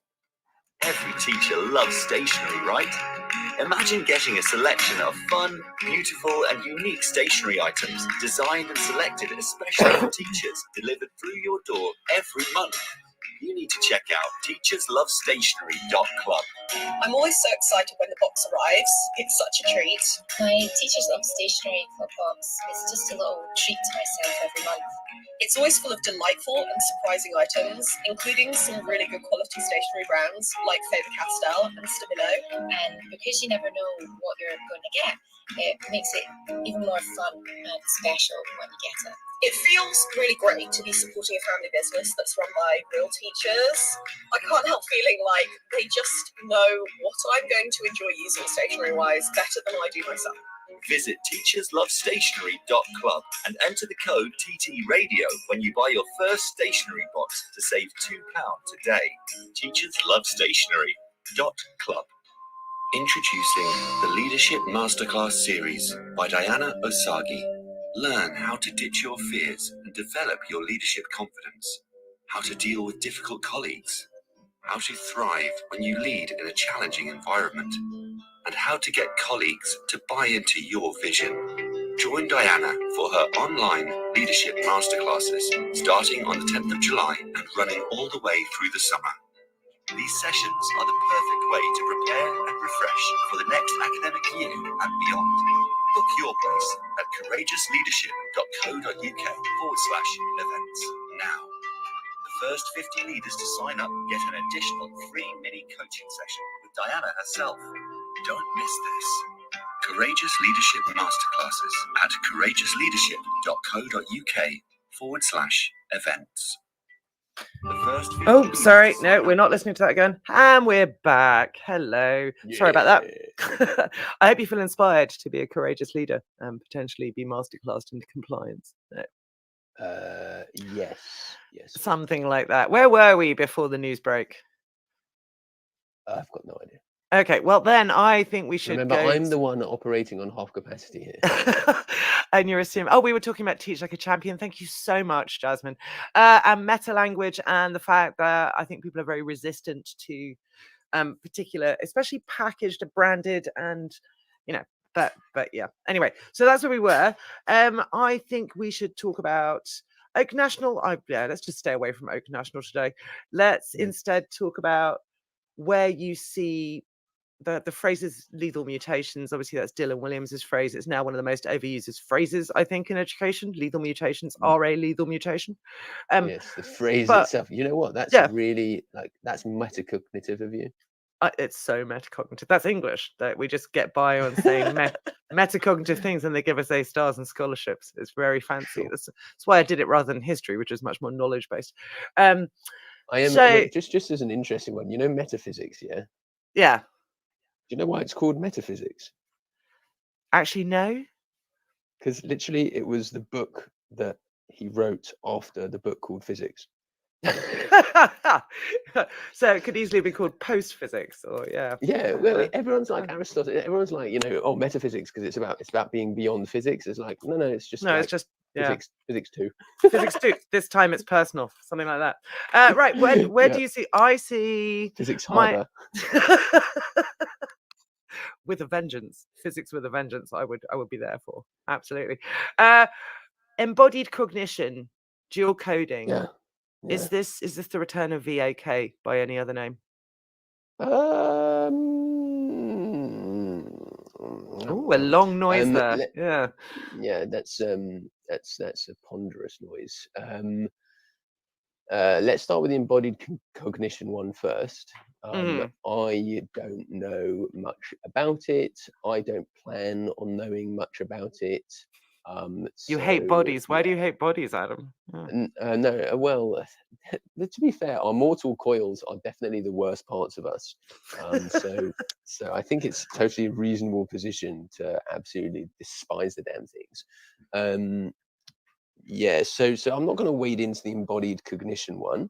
The one clear distinction I would make between these things and VAC learning is that there are lab-based studies here. They show effects. They are theories built by real scientists based off real evidence, rather than just stuff that appeared and no one quite knows where. Yeah, information from nowhere that gets circulated as an endless series of there's images on this PowerPoint. there's this biological theory called paragenesis, which is they used to believe that bacteria and stuff just appeared. Oh, I know, I It love wasn't that. until Yeah. it's a totally reasonable thing to believe before we've got microscopes, and it wasn't until people like Pasteur were like, oh no, actually there's I think he was one among the first to start refuting this stuff. But yeah, a VAC just like appeared somewhere. And I noticed you mentioned the pyramid of learning recently that came out of this main laboratory somewhere where they just totally made it up. And someone asked them where the source was. There's this brilliant post. I think Blake Ezra, the American blogger, has got a really nice summary of it all. But someone asked them, someone wrote to them and said, where's the evidence for this? And they said, we used to have it, but we don't anymore. Like, well, yeah. Well, awfully convenient. like Descartes' discourse on method. Yeah. Well, exactly. I promise you, it was amazing, but the dog ate it. Yeah. Sorry, guys. But so this stuff, dual coding theory, embodied cognition, that stuff, that there is some evidence there. It's not just like totally made up. It's just when we then turn that into, okay, what are we going to do in the classroom? It turns into nonsense. I don't think as a theory in itself it's nonsense. It's just it's what absolutely we what we do with it. Yeah. do with it. I think there's a whole secret outside world, an extra dimensional edu Twitter that just consists of people sending each other allegedly dual coding inspired graphics, and then screaming till our eyes bleed. Yeah. So how do we stop this? How do we stop all these terrible, terrible graphic resources? I don't want to bully people by saying I hate your resources. So that's why it all stays private. But yeah, that's the thing, isn't it? It's you don't want to be that person who's doing the whole well actually, but because not only does it make you sound like a douchebag, but also it doesn't really work, because what I've seen when I've done stuff like this and I'm like, well actually this isn't dual coding or whatever, they're like, oh yeah, it's just decoration. Yeah. I'm like, well hang on, that's not people just shift. So people aren't good at, and I'm exactly the same. Like I can, I mean, contra popular opinion, I am a member of the human race, and my brain does have exactly the same biases that everybody else sure has. though? Because you do hate bodies. It might be pure spirit, Adam, just temporarily instantiated on my podcast. if I were pure spirit, believe me, I would not need the amount of Monster Energy Ultra that I currently consume. By the way, Touche. Monster, if you are listening, then I would appreciate a case crate. Either will do absolutely fine. Shout out to Monster. Where was I? Yeah. So what you end up with is people just shifting the goalposts a bit. Mhm. And so, my personal approach is rather than publicly kind of try and do people. Like I wrote a blog post when I did that video for Research at Home last year. That thing's on like 25,000 hits or something. Mhm. And then I did a blog straight afterwards about the icons in I particular. love that blog. That's Thank absolutely you. That's very kind. fantastic blog. I And can be people should meaner. read Pritesh Raitura's one as well, which is of the same vein, and it's actually more detailed. It's better than my one. I refuse to believe that. And Yeah. no, it is. He's a very clear communicator. He gets it right every time. Anyway, where was I? Yeah. About yeah. So I did the video and I did the blog, which is a polemic, really. And the idea is to try and convince people without Shaming um, them. shaming them or raising Yeah. their hackles. It's about trying to get as much good practice out there. But when I did that blog, when I was researching that blog, I just typed in dual coding into Twitter, and there were hundreds of things there which I think are Mm. a gigantic waste of time. Mm. And do not satisfy any of the theoretical criteria necessary for the activation of dual No, I coding mean, I theory. think what I always say, but again, it turns out that it's not an effective persuasive technique to just wander around Twitter saying, actually, dual coding is something the brain does, not something you do to the brain. It doesn't persuade Yeah, people. They just think I'm an yeah. ass. So, Yeah, yeah. but even that point, which I think is quite important, when I said that to someone who was talking about they were going to do some dual coding in the lesson, they said, "Yeah, well, look, everyone knows that. It's just a colloquial." And I'm like, well, if everyone Mm. knows that, when I did a video, why did 25,000 people watch it? Why didn't just one guy watch it, say, "No, everyone knows this," Right. and then it didn't get shared? So it's all part of like just the way that humans work, and it's the righteous mind and all of that jazz. So it's the act of convincing people is difficult, but it is possible, and I think people do come around to it. And I, like I've been very upfront about the stuff that I've been wrong on. Mm. And even stuff like metacognition. I wrote a blog a few years ago about simple ways to implement metacognition in the science classroom. And I look back on that and I think it's dross. I think I just got it wrong. It's not necessarily the case that the stuff I'm advocating is a bad idea, but calling it metacognition, like, what is the point? What do you achieve by doing that? Is it a faithful interpretation of the word Right. metacognition, or was I just bandwagoning to get some hits? I can't answer that question, Do you know as what an I really like objective. about the reflectiveness, ironically, of your practice, Adam, is that if someone wanted to attack you, they could just go find a quotation from you attacking yourself, and then just like, you think Adam Boxer is going through phases? Let's go to Adam Boxer to find out what he thinks. Like, yeah, that's Yeah, good. well, this is another one of those tropes. People on Twitter say that traditional teachers, they don't change their mind. They're in an echo chamber. They're just zealots and ideological. And I'm like, almost every traditional teacher I know converted, which Mhm. to start with should prove that Well, we are quite yeah. capable of change. Can I But counterpoint you on that one?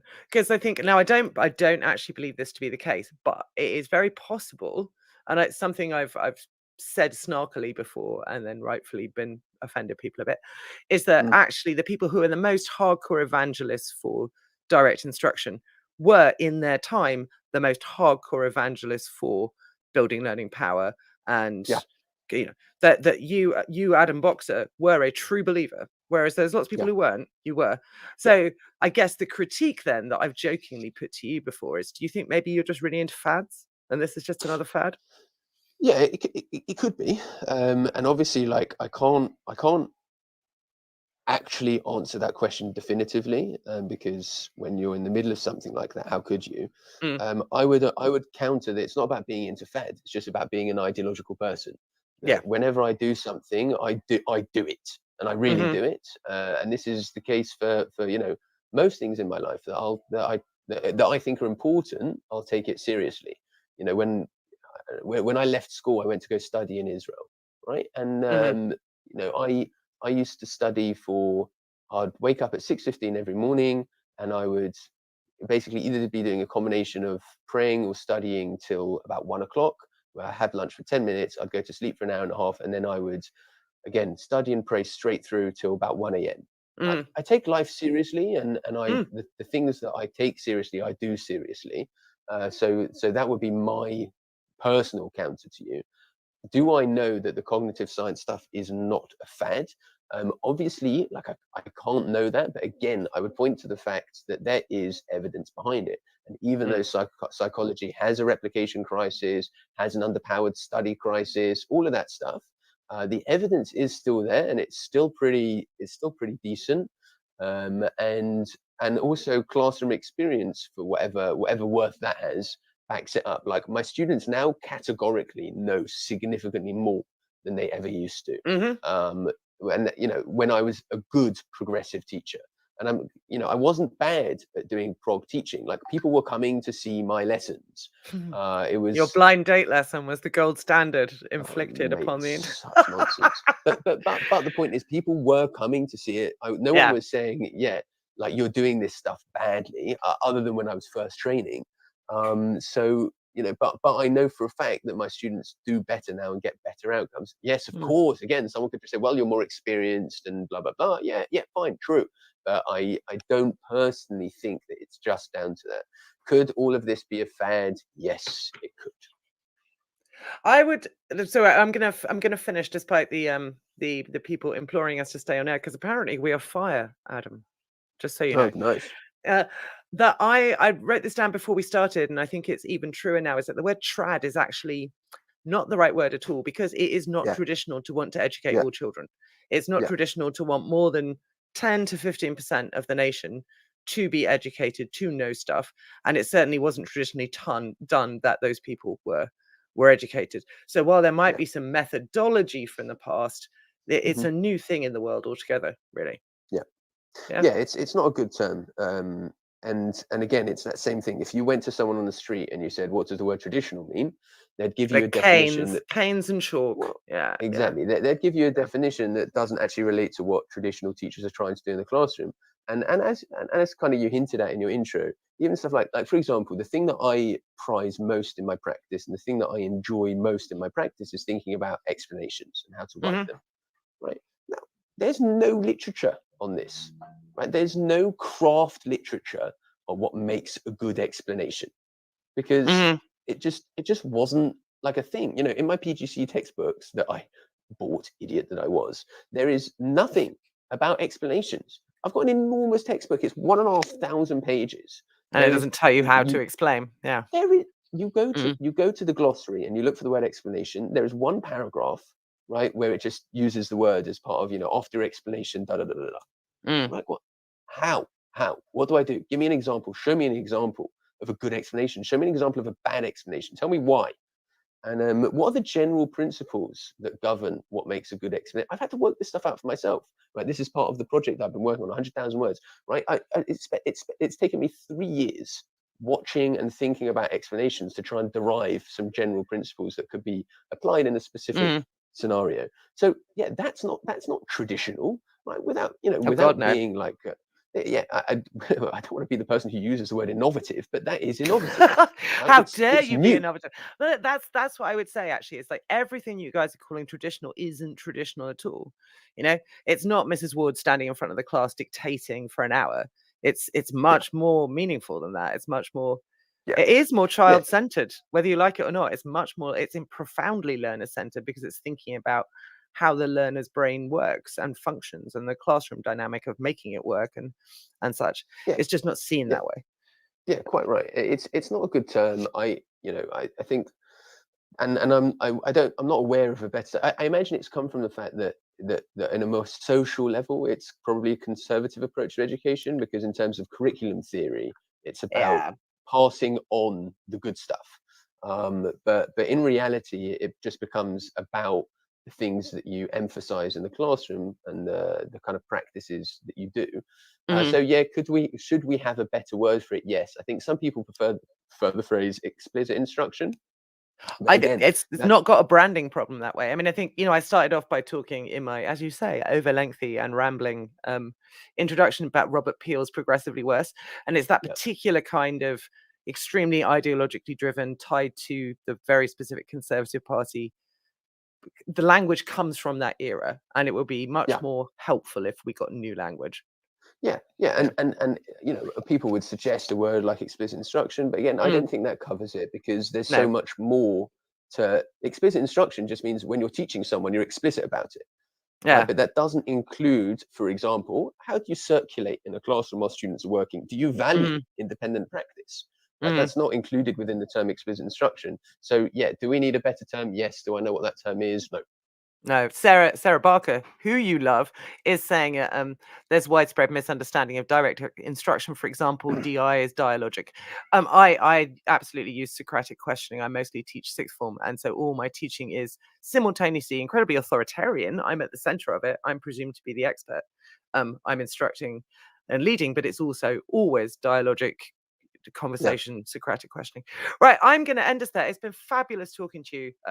Even with you suffering from terrible hangover, buoyed up only by Monster Energy. Hashtag 25% off with Badger Ed, Monster. Anyone? So any final words for our listeners? So did you say something? Shut up. We're just gonna keep tagging you in until you give in and join us. I'm afraid it's not gonna happen. Terrible creatures. They've all got TB or something. They do. That is a monstrous lie, sir. Yeah. Is it? It's slander. One of the slandering MPs calumny. told me that they do. In your conspiratorial meetup of top trad Conservative MPs and teachers. Yeah, we were discussing how to slowly dismantle the organs of state education and pawn them off to such illustrious brands as Starbucks, Lego, as and Doug Uncommon Lemov's Schools. Teach Like a Champion, exactly. Bringing it all back round. Okay, thank you so much for coming on. It's been an absolute blast. And anytime you'd like to come back, you are more than welcome. So, yeah. Thank you for having me. All right. Okay, I'm going to play Cheers, us bye. out. And thank you for listening, everyone.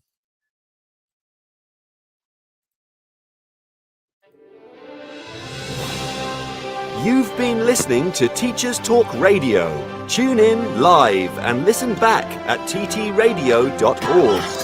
We look forward to hearing from you next time on Teachers Talk Radio.